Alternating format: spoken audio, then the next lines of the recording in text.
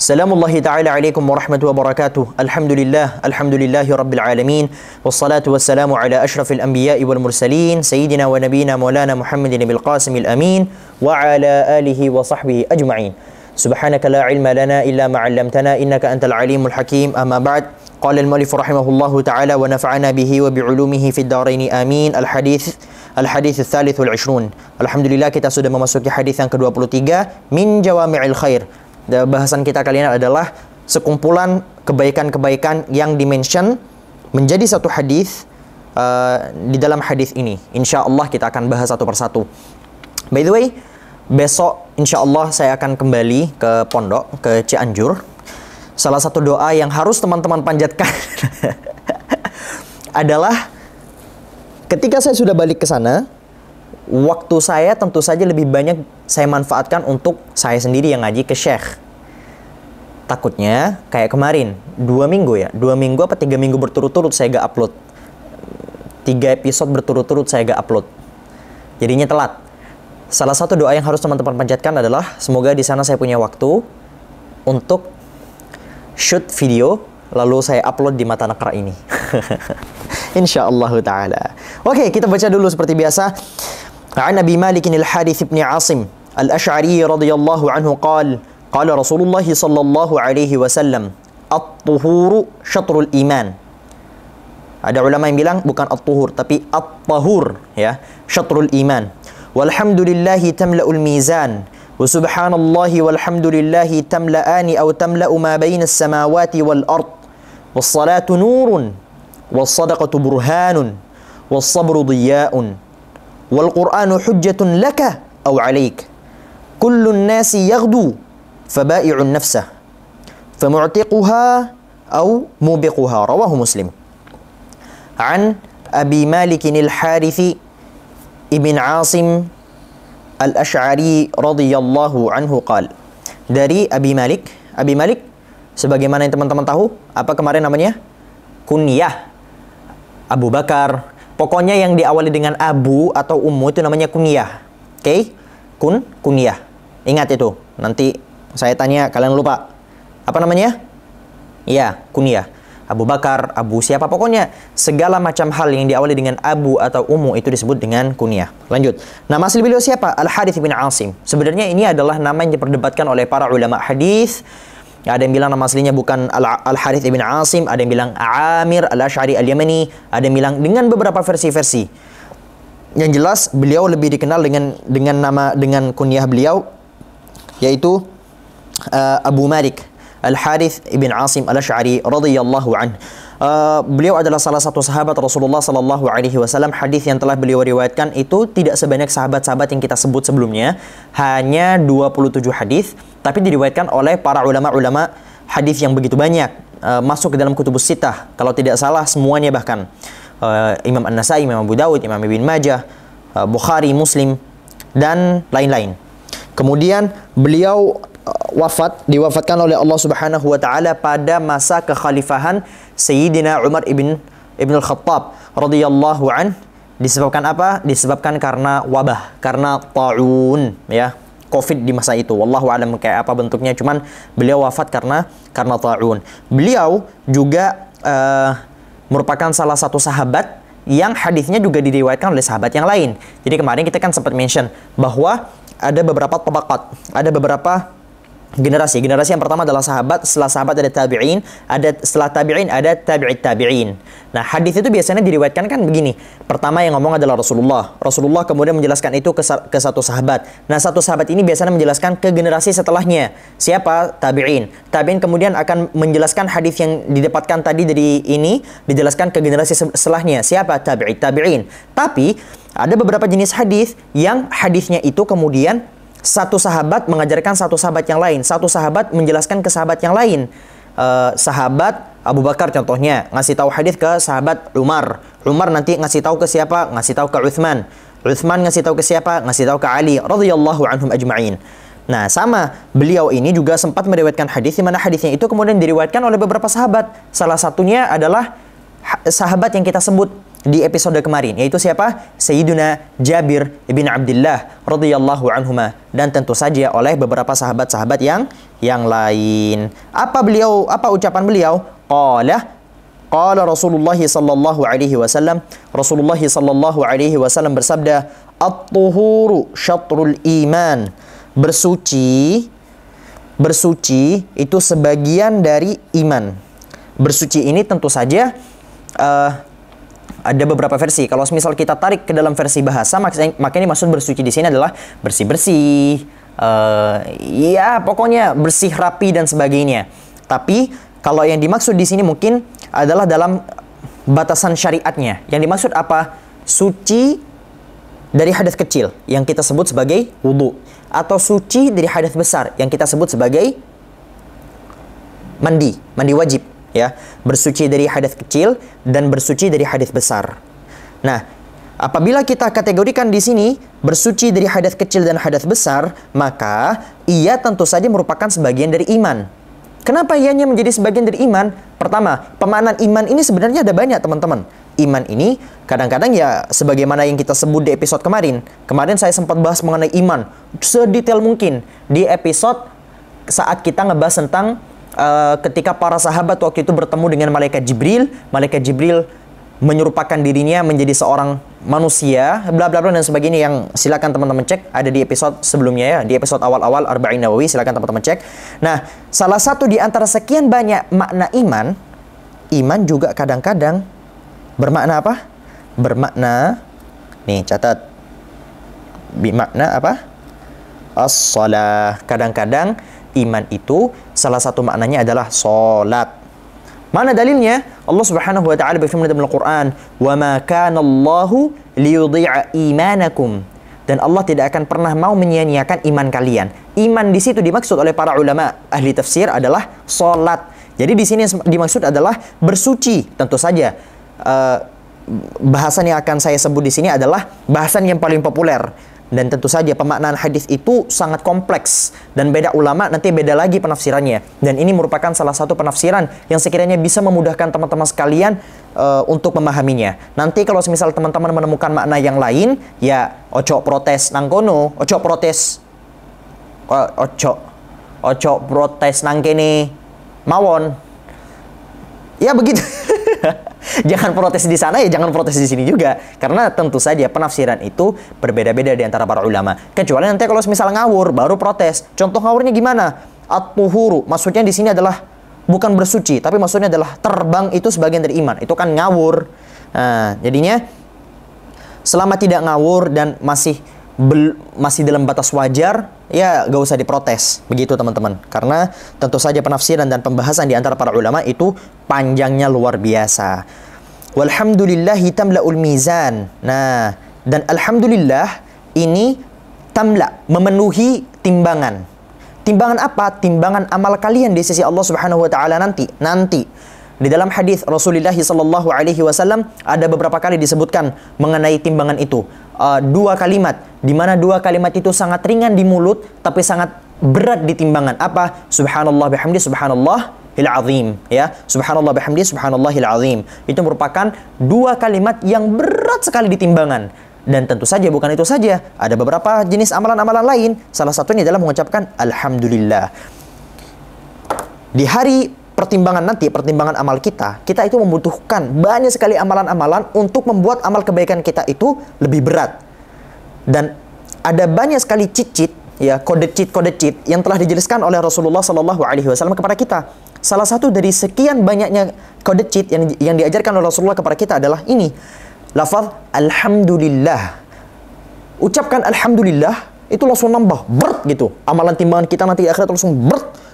Alhamdulillah lagi, alhamdulillah lagi, gitu. Dan tentu saja timbangannya itu semakin berat apabila kita semakin mendalami maknanya dan memahami maknanya. Lebih berat lagi ketika kita jauh lebih khusyuk. Lebih berat lagi ketika kita sudah benar-benar gak mikir lain kecuali benar-benar mentadabburi lafaz alhamdulillah sehingga kita menemukan makna baru dari lafaz alhamdulillah. Wah, ini keren banget. Nih, mari kita bahas ya. Jadi, Ya, biar teman-teman nanti bisa membayangkan. Ketika kalian mengucapkan Alhamdulillah, itu ada yang bisa dibayangkan. Nggak cuma ngomong Alhamdulillah. Di Bangkalan sini ini ada satu tempat, Busana Indah namanya. Tempat jual baju. Dulu sebelum ada tempat beli-beli baju online, itu adalah langganan saya. Nah, di situ ada namanya Busana Indah. Setiap kali ada orang yang baru selesai beli, apa baru masuk gitu, saya lupa, itu pasti tuh karyawan-karyawannya langsung teriak, Alhamdulillah, Alhamdulillah gitu. Saya waktu itu kayak ingat, wah Masya Allah, Tabarakallah, keren nih. Ngapain sih saya bahas itu? Lanjut. Walhamdulillah, Alhamdulillah. Oke. Hamd itu artinya adalah pujian. Pujian teman-teman sekalian kepada Allah Subhanahu wa Ta'ala. Pujian teman-teman sekalian kepada Allah Subhanahu wa Ta'ala. Alhamdulillahi Rabbil Alamin. Segala puji bagi Allah, Tuhan semesta alam. Dan pujian itu ada dua. Ada yang namanya alhamdu. Ini kalau gak salah sempat kita bahas gak sih? Gak tahu, saya lupa. Kita bahas aja lagi. Siapa tahu teman-teman lupa, atau mungkin saya belum bahas. Ada namanya alhamdulillah. Ada yang namanya asyukru lillah. Kenapa sih saya nulisnya kecil banget? Ya udah kita gedein. Nah, alhamdu ini artinya adalah pujian, sama. Ini dan ini sama artinya, yaitu pujian, ats-tsana, ya. Ats-tsana yang artinya adalah pujian. Pujian kepada siapa? Pujian kepada Allah. Alhamdulillah. Teman-teman ada lagu wasyukru lillah, bukan syukurillah ya. Wasyukru lillah. Sekarang pertanyaannya, apa membedakan antara alhamdu dan asyukru? Alhamdu dan asyukru.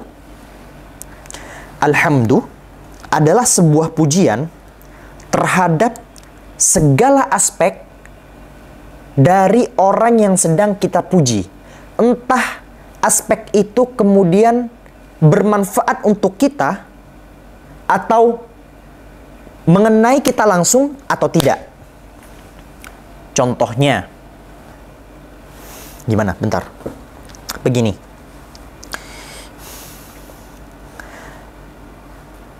Saya gambar gede ya.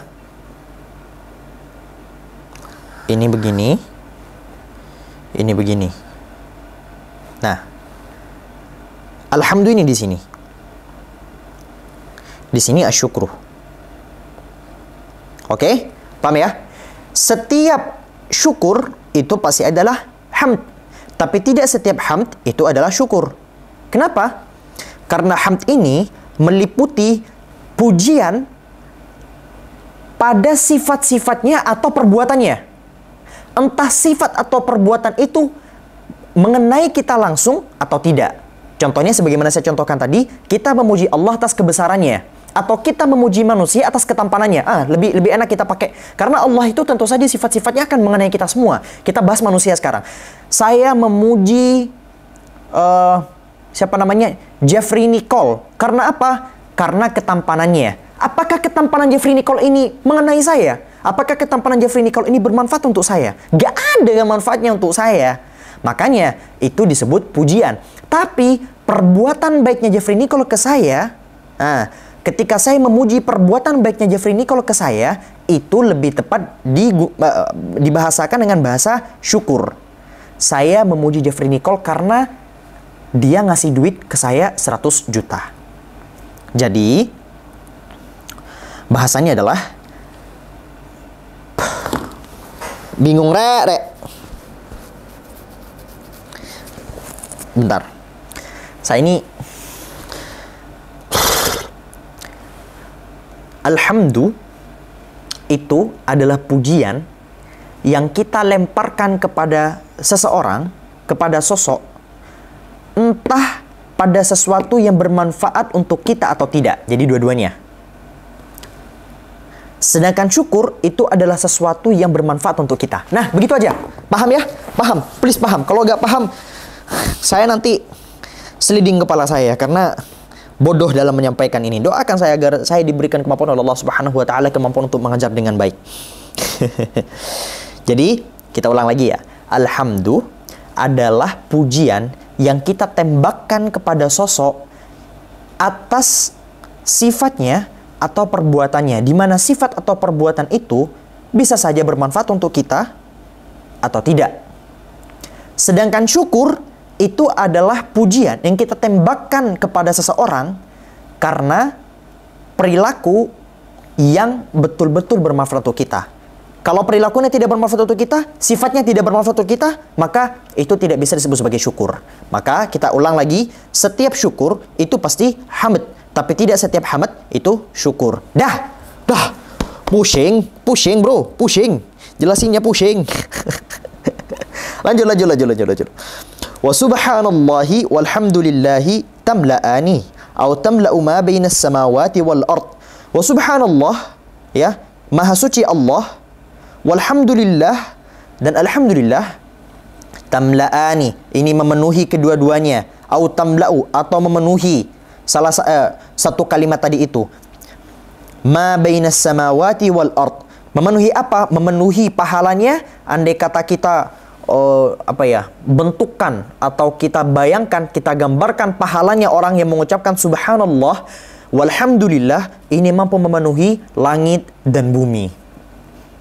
Oke, ini sudah jelas sama dengan penjelasan sebelumnya. Wassalatu nurun. Adapun salat, ia adalah cahaya. Ia adalah cahaya. Ini kita sempat bahas mengenai betapa pentingnya sholat di episode-episode sebelumnya. Saya berharap teman-teman jangan di skip ya, maksudnya jangan loncat-loncat. Dan kalau misal teman-teman mungkin butuh referensi dan sebagainya, bolehlah untuk loncat-loncat. Tapi alangkah baiknya ya jangan loncat-loncat. Tonton dari episode 1, 2, 3, 4, 5 dan sebagainya dan seterusnya.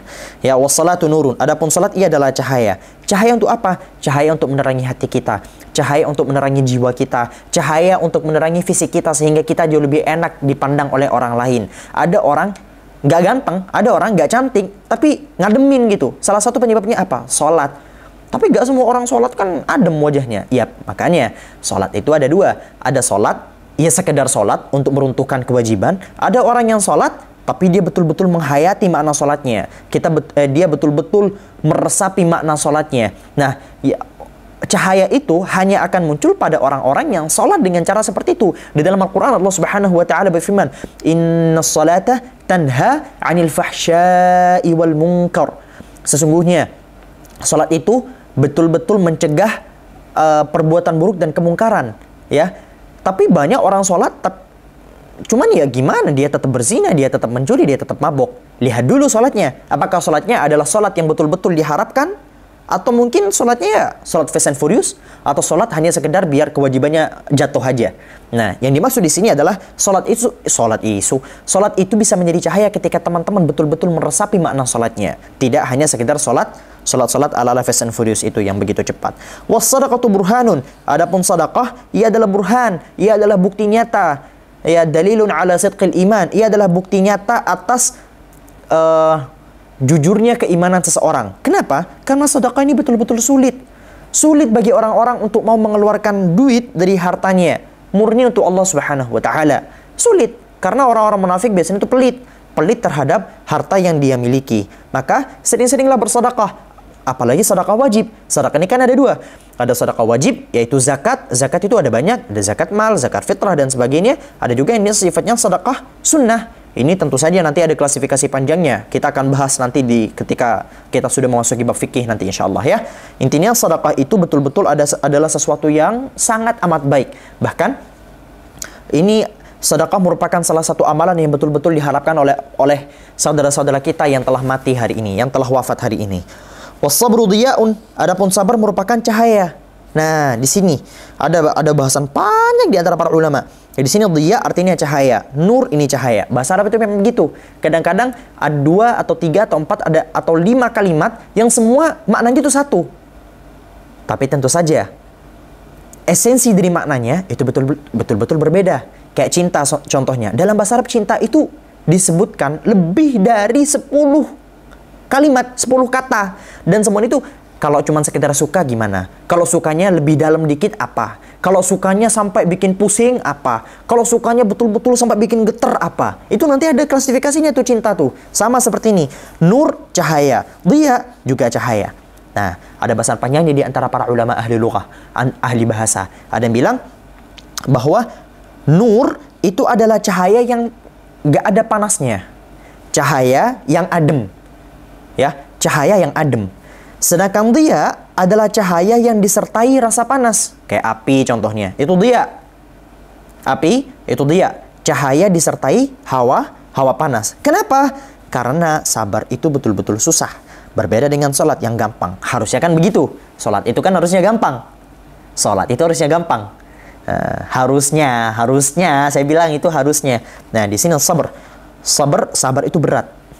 Dan sabar itu hanya bisa dilalui oleh mereka-mereka yang bertakwa kepada Allah. Sabar itu ada 4. Kemarin kita sempat bahas. Ada yang bilang 3, ada yang bilang 4. Pertama, sabar di atas ketaatan kepada Allah Subhanahu wa Ta'ala. Sabar untuk mau sholat, sabar untuk mau berpuasa, sabar untuk mau berzakat, sabar untuk mau mengeluarkan sebagian dari hartanya untuk haji. Kemudian sabar dari maksiat, sabar untuk tidak berzina, sabar untuk tidak mabok, sabar untuk tidak membuka hijabnya. Kemudian yang ketiga, sabar terhadap takdir baiknya Allah Subhanahu wa Ta'ala atas kenikmatan yang diberikan oleh Allah Subhanahu wa Ta'ala. Contohnya apa? Sabar ketika mendapatkan harta. Jangan sampai dengan harta itu kemudian engkau berfoya-foya, visi misi foya-foya. Kemudian yang terakhir ada sabar atas cobaan atau musibah yang diberikan oleh Allah Subhanahu wa Ta'ala kepada kita. Oke? Bismillah. Allah marzuqna sabr. Semoga Allah Subhanahu wa Ta'ala memberikan kita rezeki berupa sabar. Wal Qur'anu hujjatun laka au 'alaika. Adapun Al-Qur'an ia bisa saja menuntutmu. Bisa saja membelamu atau ia juga bisa saja menuntutmu. Di sini perbedaan antara laka dan 'alaika. Dan ini biasa terjadi dalam bahasa Arab. Ketika disebutkan laka au 'alaika, ini gabung kedua-duanya, maka laka ini adalah sesuatu yang bersifat positif. 'Alaika adalah sesuatu yang bersifat negatif. Al-Quran itu bisa menjadi hujjah yang akan membelamu. Laka itu kan membela. Au 'alaika, atau dia akan menuntutmu. Kapan Al-Quran akan membela kita? Ketika kita membaca Al-Quran, mengamalkan maknanya, ya, berusaha menghafal sepenuh tenaga, ikhlas karena Allah Subhanahu wa Ta'ala, dan sebagainya dan seterusnya. Au 'alaika, atau ia bisa juga menuntutmu. Menuntutmu apa? Ketika teman-teman hanya baca Quran, tapi Qurannya itu ya dimanfaatkan untuk mendapatkan engagement di TikTok, engagement di YouTube dan sebagainya. Makanya saya kemarin betul-betul kayak baper banget ketika saya baca salah satu tulisan dari salah seorang kiai ulama di Indonesia gitu, saya nemu di TikTok. Hari ini kita terlalu banyak artis Quran, bukan orang yang betul-betul mengamalkan Al-Quran. Artis Quran bahasanya. Artis Quran itu gimana? Ya mereka-mereka yang hanya membaca Al-Quran di kerongkongan mereka saja. Dan Rasulullah Shallallahu Alaihi Wasallam sempat menceritakan 3 orang yang pertama kali masuk neraka. Siapa? Yang pertama adalah orang yang mati syahid. Mati syahid, perang fisabilillah. Allah Subhanahu Wa Ta'ala bertanya, apa yang kamu lakukan di dunia? Ya Allah, saya mati syahid. Saya berperang untukmu ya Allah. Allah bilang, kadzabta, bohong kamu. Tidak, kamu mati syahid cuman biar kamu dibilang pemberani, mati sebagai seorang kesatria. Ya sudah, masuk neraka. Kamu tidak betul-betul mati syahid untukku. Yang kedua adalah seorang penghafal Al-Quran, orang yang belajar Al-Quran dan mengajarkannya. Ya Allah, saya dahulu di dunia menghafalkan Al-Quran, belajar Al-Quran, bla bla bla bla bla, semuanya itu untukmu. Allah bilang, no, kadzabta, kamu berdusta. Kamu itu membaca Al-Quran biar kamu dibilang qori kan, biar kamu dibilang alim kan, biar kamu dipuji kan, biar kamu dapat engagement TikTok kan, biar kamu dapat engagement di YouTube kan. Bohong, masuklah ke dalam neraka. Kemudian yang terakhir adalah orang yang bersedekah. Sama kasusnya seperti tadi. Ya Allah, dahulu saya menginfakkan harta saya hanya untukmu ya Allah, bla bla dan sebagainya. Bohong, kamu berinfak begini dan begitu hanya untuk mendapatkan atensi dan pujian dari manusia. Maka kita sebagai para penuntut ilmu, ya, mari kita betul-betul belajar untuk mengikhlaskan hati kita murni karena Allah. Saya tahu itu sulit banget, sulit. Wallahil azim, sulit. Ikhlas murni karena Allah itu sulit, susah banget. Saya paham. Makanya kita perlu belajar untuk mendobrak hati kita. Mendobrak gimana? Setiap kali datang perasaan tinggi hati, kita tabrak, bas, kadam. Ngapain kamu baca ini demi manusia? Manusia itu lo muji kamu cuma sebentar. Yang muji kamu terus-menerus itu cuma Allah. Maka bacalah Al-Quran itu hanya untuk Allah, bukan untuk orang-orang di depan kamu itu. Jadi selalu kita tabrakan perasaan negatif, kita tabrakan dengan perasaan positif. Jeblas gitu. Muncul tiba-tiba bisikan-bisikan gaib gitu. Langsung kita tabrakan dengan bisikan-bisikan yang jauh lebih baik. Jeblas. Kita latih hati kita sehingga hati kita terbiasa untuk mengamalkan sesuatu karena Allah. Nah, apakah saya sudah sampai di level itu? Tentu saja tidak. Saya sama dengan kalian. Makanya saya ini ketika ngajar Arba'in Nawawi ini, saya kayak merasa bahwa banyak sekali hadis-hadis yang saya jelaskan dari awal yang rasanya susah untuk bisa saya jelaskan. Kenapa? Karena saking beratnya bobot dari hadis itu untuk bisa saya jelaskan. Sedangkan saya sekarang sangat jauh dari mengamalkannya.